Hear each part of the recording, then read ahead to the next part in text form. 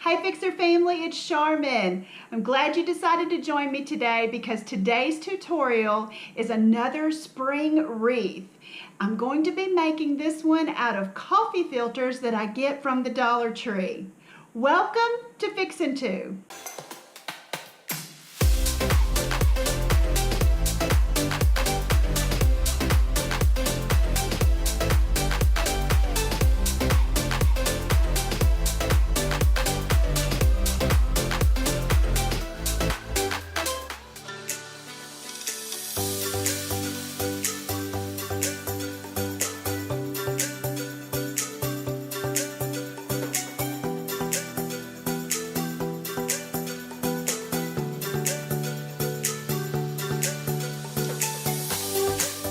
Supplies that you're going to need for this project. Of course, we're going to need 2 packs of coffee filters. Now, I know they don't look this way when they come out of the pack, and I'll tell you exactly what I did with these in just a minute. You'll need a styrofoam wreath form.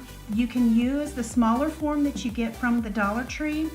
This one I believe came from Walmart, and this is a 14-inch wreath, and I'm not sure what the size is from Walmart, from the Dollar Tree, but it is smaller than this one. And of course you'll need your hot glue gun. It's all you'll need for this project, but let me show you exactly, explain to you exactly what I did with these coffee filters. Of course the coffee filters I took and I wet them in small bunches, and then I actually took and separated as much as possible, and that was just what I did with one whole pack of the white coffee filters. Then I took the other pack of coffee filters and I separated them as best I could get them, half. And then I took coffee. You can either use coffee or tea, and I put coffee and with water into a bowl and did the same by splitting it up, putting it down in there and wringing it out very well, and laying them out to dry. And with the pink ones, I just took water and a few drops of red food coloring and did the same with them. A bunch of them, put them in the water, bunched them up, wrung them out, and then laid them out to dry. Now, I did this, if you want to just do the layout method, you need to do this a couple of days in advance from when you're going to do it, because it takes forever for these things to dry. But my sweet husband came up with a brilliant idea and to help me get these dry super quick, and that was I put them in the dryer. Now I did each color separate, but I just took the bunch of them and put it on the low heat delicate cycle. I put it on like a de-wrinkle cycle, but it doesn't take but just a couple of minutes because they were damp. They weren't like soaking wet. And threw them in there for a couple of minutes, and voila, I have dry, and they look like I wanted them to look, and it was amazing. So now what we're going to do is we're going to take our coffee filters and we want to fold in half and then fold in half again until we have these triangles with the rounded edge there. I'm going to now take a little bead of the hot glue and just stick it right down in here just to hold them together. The next step is to add these to the wreath. We're just going to take a little bit of hot glue and put it right on the point, and then just begin to put them in a row on the wreath. Now, when I first started, I started out a few rows with just 3 across, but I realized that actually 4 across on this size wreath worked really well. And I'm just kind of alternating by adding the pink and the coffee in. I did more white than the others, but it worked out really nice. And then when I start the second row, of course, I'm going to put it about about a half an inch to 3/4 of an inch apart. And then you just keep adding on.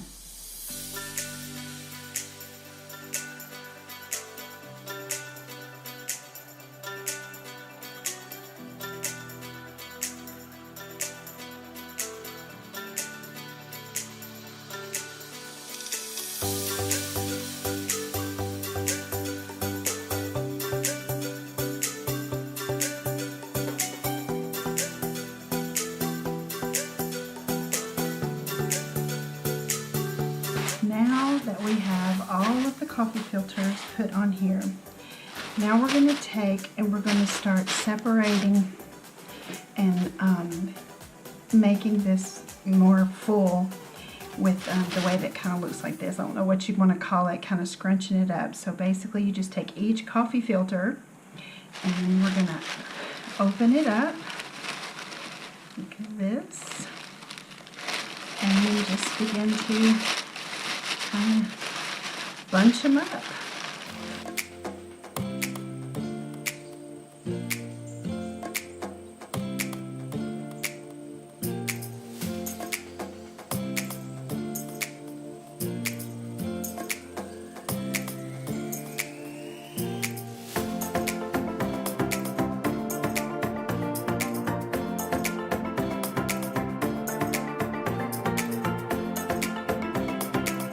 Well, Fixer family, I think that this turned out so beautiful, and who would have thought that this would have been made with coffee filters?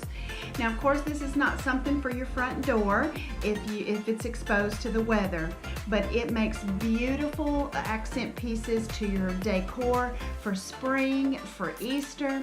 You can add a banner across the front of it. You can do all kinds of neat things with it. You can add your own colors or just keep it all white.